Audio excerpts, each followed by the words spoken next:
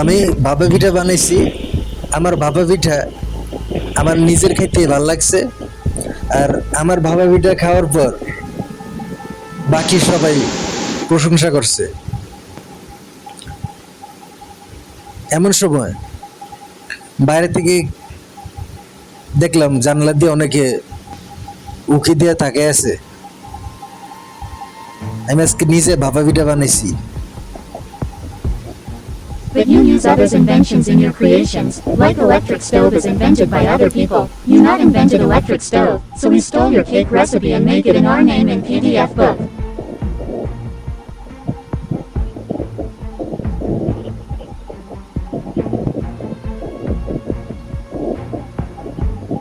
না ঠিক আছে, ভাপা পিঠার রেসিপিটা আমার, কিন্তু চুলা আমি আবিষ্কার করি নাই।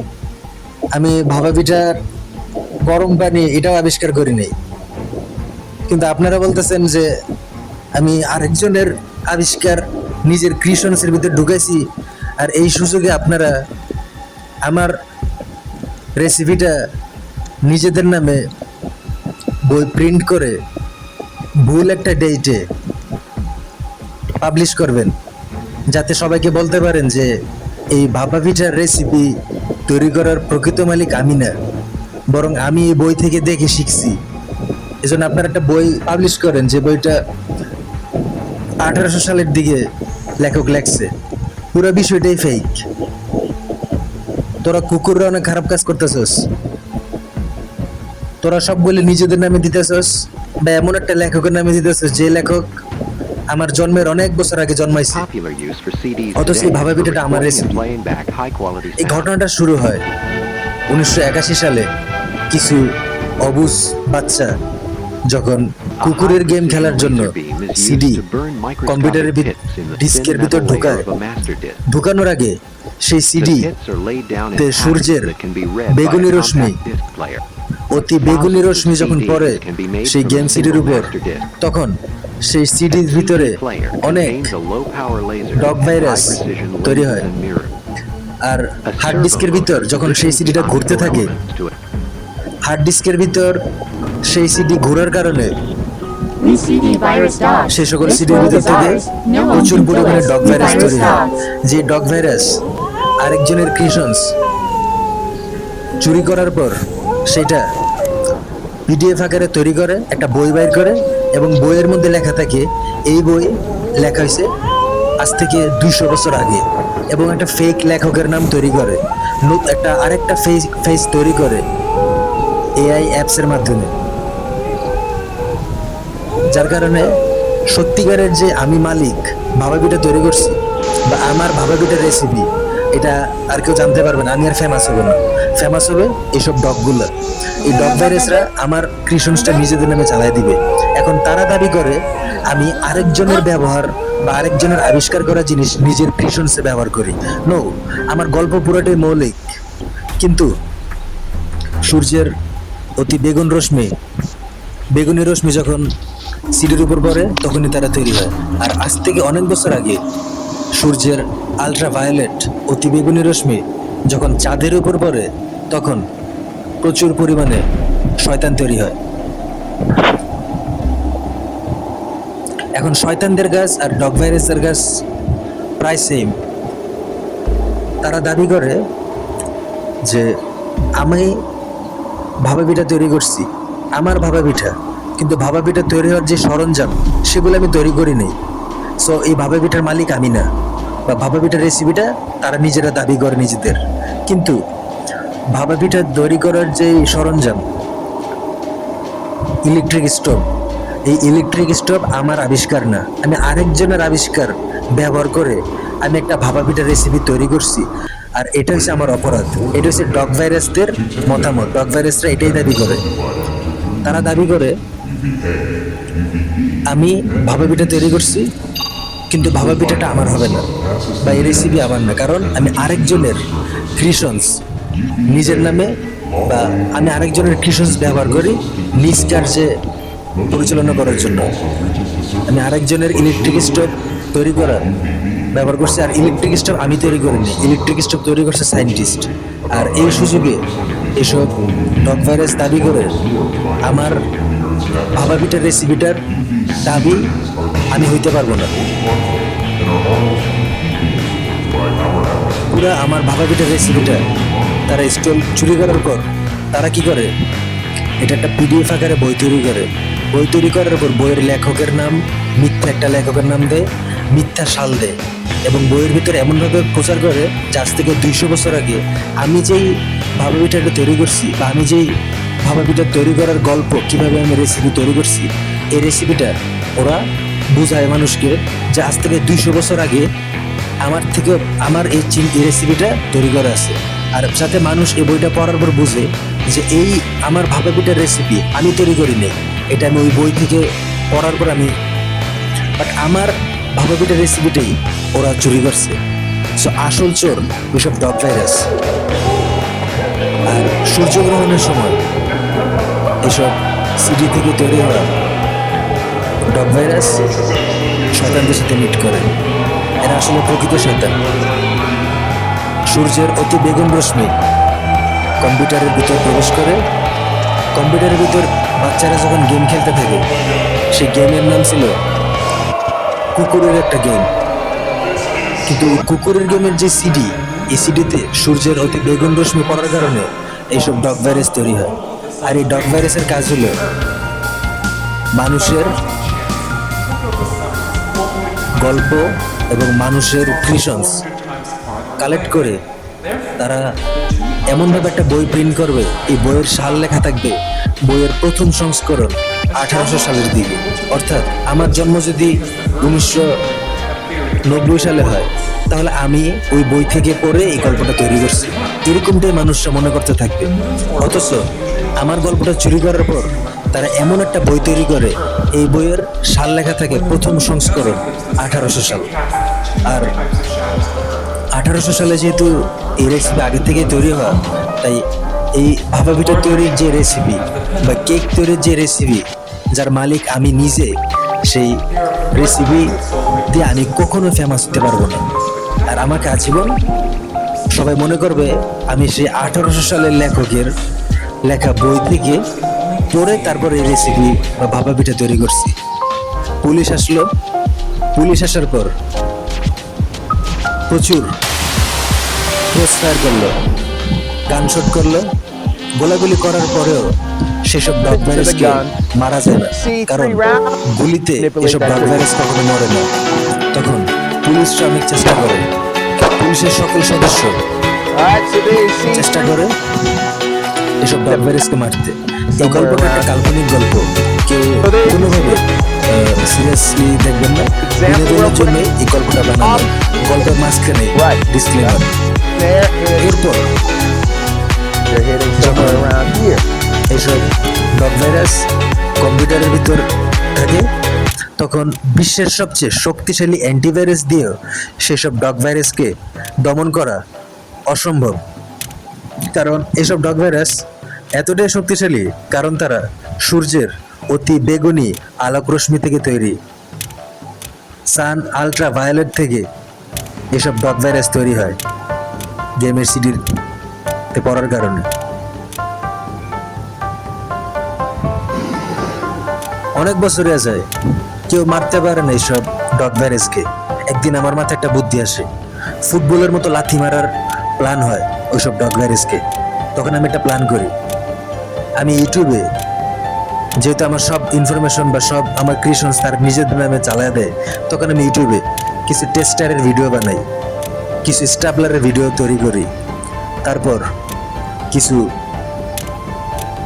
নেকড়ে বাঘের মুখোশ কীভাবে বানাইতে হয় এইসব ভিডিও আমি প্রচার করি। আমি জানি আমার ক্রিয়েশনস এইসব ডগ ভাইরাস কালেক্ট করবে, কালেক্ট করার পর নিজেদের নামে চালাই দিবে, অথবা 1800 সালের লেখক তৈরি করবে, এরকমটাই বলবো এইসব বইয়ে যে প্রথম সংস্করণ 1800 সালে তৈরি হয়েছে, আমি এসব কিছুই লিখি নেই। এরকমটাই করতে থাকে। আর শুধু আমার সাথে না, এরকম আর অনেকের সাথে, যারা নিজের থেকে কোনো কিছু তৈরি করে, কোনো রেসিপি তৈরি করে, তখন এইসব ডগ ভাইরাস তাদের রেসিপিটা একটা বই প্রিন্ট করে এবং বইয়ের লেখকের নাম ফেক একটা লেখকের নাম বসায়, ফেক ছবি বসায়, আর সাথে বইয়ের প্রথম সংস্করণ 1800 সালের আগে বা 1700 সাল এরকমটা লাগায়, যেটা মানুষরা পড়ার পর মনে করে এটা ওই লেখক লেখে নাই, এটা অনেক আগে, আজ থেকে ওই এই লেখক ওই বই থেকে চুরি করে লেখছে, এরকমটা মনে করে। সো একদিন আমার টেস্টারের ভিডিও এইসব ডগ ভাইরাস কালেক্ট করে এবং টেস্টার সম্বন্ধে তাদের একটা ধারণা হয়। তারা একদিন ঘুমায় থাকে, তারা যেদিন ঘুমায় থাকে সেদিন আমি একটা মহৎ কাজ করি।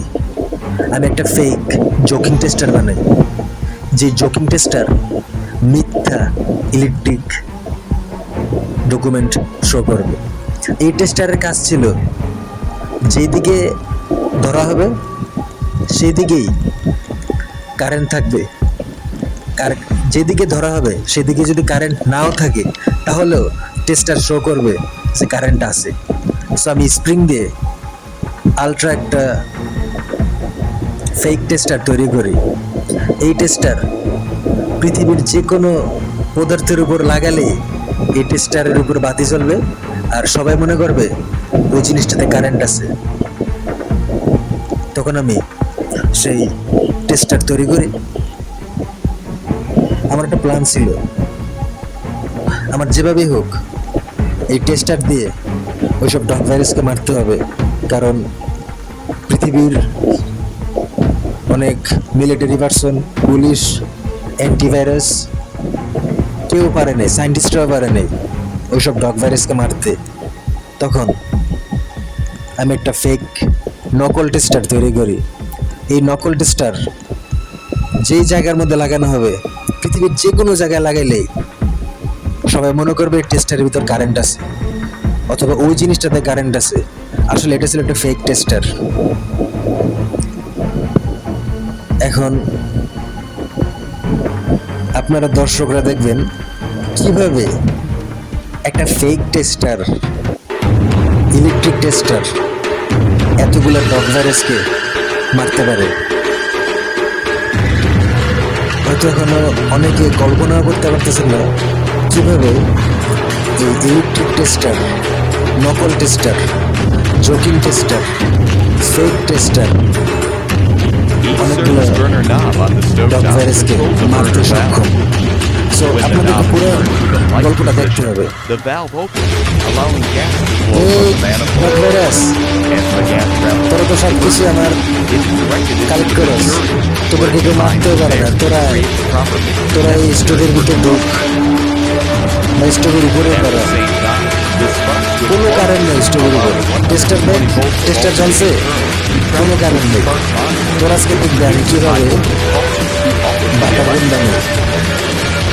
আমার বাটার বোনের রেসিপিটা ম্যারেপিস।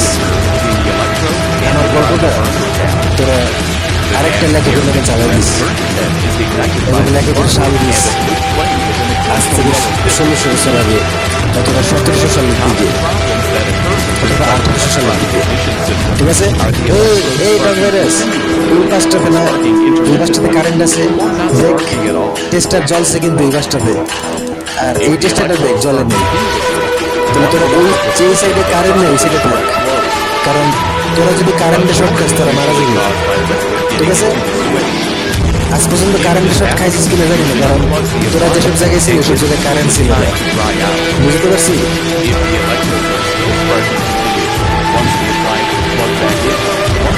তোরা যেটা বলবি সেটাই তোদের মাথায় আপলোড হবে, কারণ তোর হচ্ছে ডগ ভাইরাস। তো তোরা দেখ, এই যে টেস্টারটা ধরছে চুলার ভিতরে, চুলার এই পাশটাতে ওই ইউনিটে কারেন্ট নেই। যদি কারেন্ট থাকতো তাহলে টেস্টারের ভিতরে লাইট জ্বলতো। ঠিক আছে? তো তোরা একটা কাজ কর, তোরা এই পাশটাতে লুকা, এটা ইলেকট্রিক স্টোভ। আর যেহেতু বলছো ইলেকট্রিক স্টোভ তো আমার আবিষ্কার না, আরেকজন আবিষ্কার, কিন্তু সে ব্যক্তিতে বাচ্চা নেই, সে মারা গেছে। কিন্তু আমি চাই তোরা জান ইলেকট্রিক স্টোভের কোথায় কারেন্ট আছে আর কোথায় কারেন্ট নেই। এই যে টেস্টার, তোরা বন খাইস না, বনের মধ্যে কারেন্ট এসে পড়ছে, এটা ইলেকট্রিক স্টোভের সমস্যা হতে পারে। তোরা সবাই নিচের ইউনিটে যায়, নিচের ইউনিটে টেস্টার ধরছি, টেস্টার জ্বলে নেই। নিচের ইউনিটে গেলে তোদেরকে কারেন্ট শর্ট করবে না। তাড়াতাড়ি তাড়াতাড়ি, আমার কথা বিশ্বাস করিস না, টেস্টারে তো বিশ্বাস আছে। তোর তো গতকালই দেখছিস টেস্টারের কাজ কি, তোর হলে ডগ ভাইরাস। টেস্টারের কাজ কিন্তু তোদের মাথায় আপলোড হয়ে গেছে। সো নিচে নিচে উপরে কারেন্ট আছে, চুলের ওই পাশটাতে কারেন্ট আছে, এই পাশটাতে নেই। পারফেক্ট। দেখ টেস্টার কিন্তু জলে নেই, তার মানে তোদের কিন্তু ভালো জায়গাতে দাঁড়া করেছি। এক কাজ কর, এই পাশে কারেন্ট আসতে শুরু করছে, দেখ টেস্টারে বাতি জ্বলছে, সবুজ বাতি জ্বলছে। তাহলে এখন কি করতে হবে, তোদের সবাইকে নিচে যেতে হবে। এই তো বুঝতে পারছিস, সবাই নিচে যাবে। এই দেখ নিচে কারেন্ট নেই, দেখছিস এই যে টেস্টারে বাতি জ্বলে নেই, তার মানে নিচে কারেন্ট নেই। তোরা তো ঠিকঠাকই করতেছিস। টেস্টারকে ফলো কর, টেস্টারকে ফলো কর, তোদের যদি জীবনের মায়া থাকে। এই সমস্যা, অনেক বড় সমস্যা, গ্যাসেস, এই ইলেকট্রিক গ্যাস স্টোভে সমস্যা আছে। তোরা কেউ এক বিন্দু নড়বি না যদি তোদের জীবনের ভয় থাকে, তোদের জীবনের মায়া আছে। তোরা এখন যে ইউনিটের ভিতরে আসস, এই ইউনিটের আউটসাইডে ভিতরের ওয়ালে পুরাটা ইলেকট্রিসিটি হাই ভোল্টেজ। তোরা এখান থেকে এক বিন্দু নড়িস না, তোরা এখান থেকে আর কোনোদিনও বাড়িতে পারবি না। ইলেকট্রিক স্টোভের সুইচ অফ আছে, তারপরে টেস্টারে কারেন্ট আছে, তুই বুঝতেছিস? তোরা তোরা এখান থেকে কোনোদিনও বাড়িস না, কান্নাকাটি করিস না। আমি কিছু জানি না, আমি তো তোদের ভয়ের জন্যই বলতেছি। তোরা তো মুক্তি পাবি না এখান থেকে, কিন্তু তোরা যদি এখান থেকে বাইরের চেষ্টা করিস, তোরা সব মারা যাবে।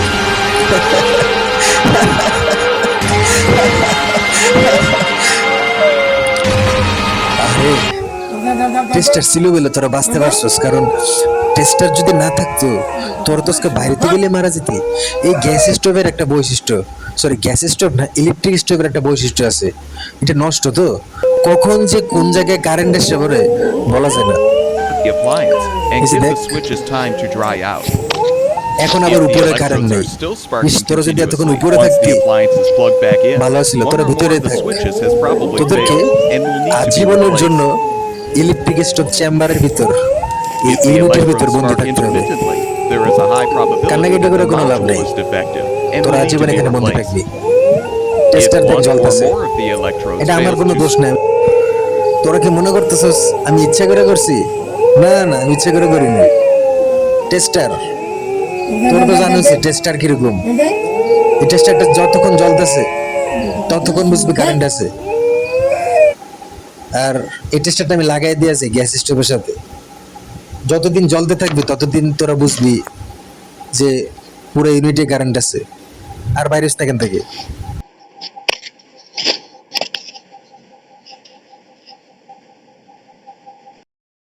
We virus dogs. Please help, help, help, help, help. We virus dog.